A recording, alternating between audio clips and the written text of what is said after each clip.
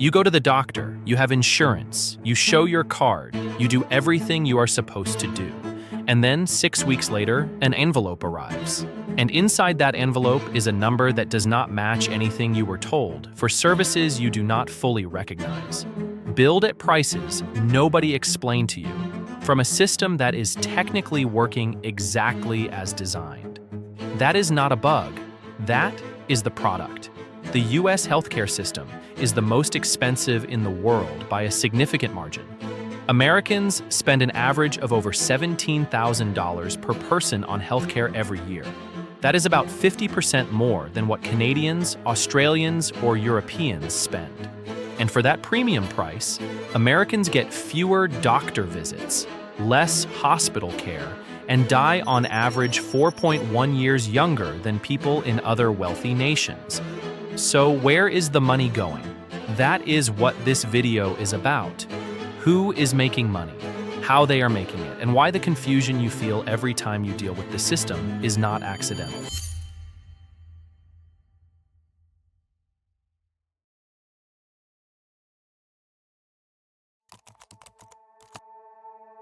Let's start with the bill itself, because the bill is where the confusion lives, and confusion in this system is a revenue strategy. When a hospital charges you for a service, they are not necessarily charging you what the service costs. They are charging you from something called a charge master.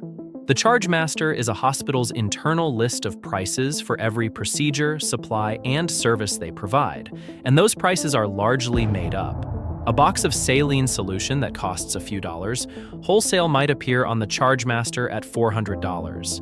A routine blood test might be listed at $1,200. These are not the prices most people actually pay because insurance companies have negotiated discounts off the charge master rate. But uninsured patients are often billed at the full charge master price. And the charge master exists partly because no price is too high if it anchors the negotiation in your favor. Then, there is the insurance layer on top of that. Your plan has a deductible, a copay, a coinsurance rate, an out-of-pocket maximum, a network of in-network and out-of-network providers, prior authorization requirements for certain procedures, and coverage exclusions scattered through a document most people will never fully read. Each one of those elements is a mechanism that can result in you paying more than you expected. Prior authorization is particularly important to understand because it is one of the most visible tools the system uses to delay and deny care. Before an insurer covers certain treatments, procedures, or medications, they require the doctor to get advance approval. The doctor submits paperwork. The insurance company reviews it and either approves, denies, or requests more information, which restarts the clock. A KFF poll from 2025 found that 73% of Americans consider insurance delays and denials a major problem. Among people who needed specialized care and went through prior authorization, 58% say their insurance delayed or denied their treatment. 30% experienced a delay. 27% experienced an outright denial. And when care is denied, most people do not appeal. The appeals process exists, but it is complicated, slow, and emotionally exhausting. The system knows this, banks on it. United Health Group, the largest health insurer in the country covering over 50 million people, denies nearly 1 in 3 claims from its policyholders. 1 in 3. And yet its profits have grown nearly 400% since the Affordable Care Act passed.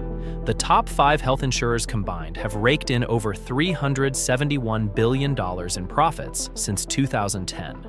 The average family now pays just under $26,000 a year in total health insurance premiums. That is more than a lot of people's rent.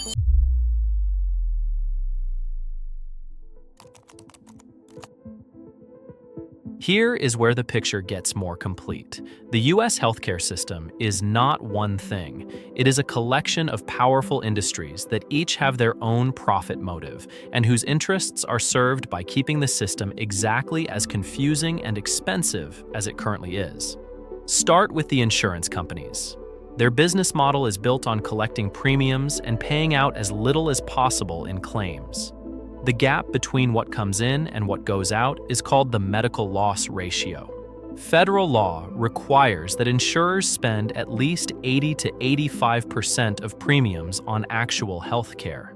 But that still leaves 15 to 20% for administrative costs and profit, which on a $1.6 trillion industry is an enormous number. And the incentive is clear. Deny more claims, approve fewer expensive procedures, and the margin grows. Then there are the hospitals. Many of the largest hospital systems in the country are technically nonprofit, which means they do not pay taxes. But nonprofit status does not mean they do not generate surplus revenue that flows to executive salaries, expansions, and real estate. Meanwhile, hospitals spent $43 billion in 2025 just trying to collect payments insurers owe for care already delivered. The billing and administrative machinery on both sides is enormous, and it is all ultimately paid for by patients. Then, there is Big Pharma. The US and New Zealand are the only two developed countries that allow pharmaceutical companies to advertise prescription drugs directly to consumers on television. Think about that for a second. You are watching TV. An ad tells you to ask your doctor about a medication for a condition you may or may not have, and then the doctor writes the prescription, which the insurance may or may not cover, which the pharmacy benefit manager may or may not process at a reasonable price. American drug prices are roughly 3 times higher than the same drugs in other comparable countries. 2/3 to 3/4 of global pharmaceutical profits come from the US alone. The reason other countries pay less is simple. Their governments negotiate directly with drug companies and set price limits. The US government has historically not done this, largely because the pharmaceutical industry has spent extraordinary amounts of money making sure it does not. In 2024, the pharmaceutical and health products industry spent $294 million lobbying the federal government. In 2025, that number jumped to over $450 million, a record. The entire healthcare industry, including insurers, hospitals, and pharmaceutical companies combined, spent hundreds of millions more.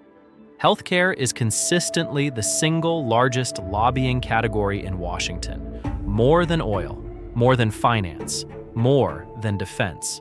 This is not a coincidence. Lobbying is a direct investment in keeping the rules exactly as they are. And the rules as they are happen to generate $2.6 trillion in shareholder payouts from healthcare companies over the last 2 decades. A Yale study found that large US healthcare corporations spent 95% of their net income on dividends and stock buybacks, rather than reinvesting in care, research, or the workforce.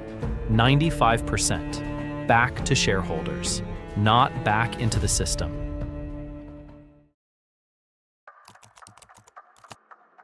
Here is the part that ties all of it together. The complexity of the US healthcare system is not the result of it being uniquely difficult to organize. Every other wealthy country has figured out how to provide healthcare to its citizens at lower cost with better outcomes. The complexity exists because complexity protects the profit. When you cannot understand your bill, you are less likely to dispute it. When the appeals process for a denial is so exhausting that most people give up, the insurer saves money on every claim that does not get appealed. When drug prices are set through opaque negotiations between pharmaceutical companies, pharmacy benefit managers, and insurers, nobody can tell you why your medication costs $400 a month in America and $40 a month in France. The opacity is deliberate. Transparency is the enemy of the markup. The people who designed this system and the people who maintain it through lobbying, pricing strategy, and contract structure are not confused. They understand exactly how it works. They built it. The confusion is your experience of the system. Their experience is a quarterly earnings call. Nearly 1 in 12 Americans has medical debt right now. About 3 million people owe more than $10,000 in medical debt. These are not people who made reckless health decisions. These are people who got sick, showed up, did what they were told, and received a bill afterward that their income cannot absorb. And the system that generated that bill spent $450 million last year, making sure Congress keeps it exactly as it is.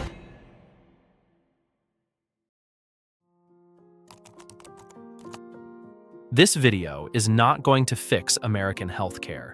That would require a much longer video and a different country. But there are things worth knowing that the system is counting on you not knowing.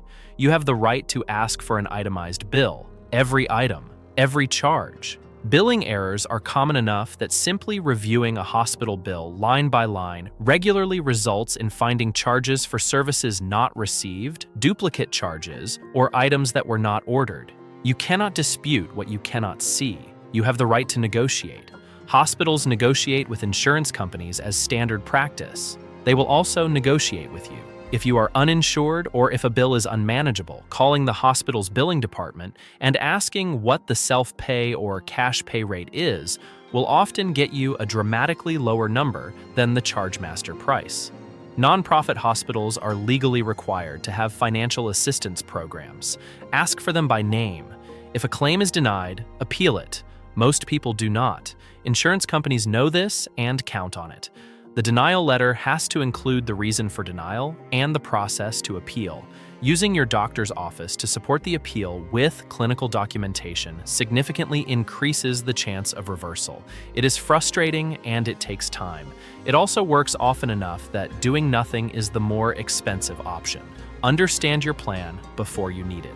Know your deductible. Know your out-of-pocket maximum. Know which providers are in-network. Know what requires prior authorization.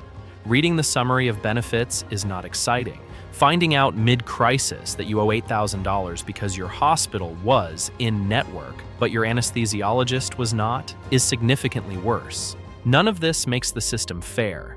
None of it addresses the structural problem of an industry that profits from denial, delay, and opacity.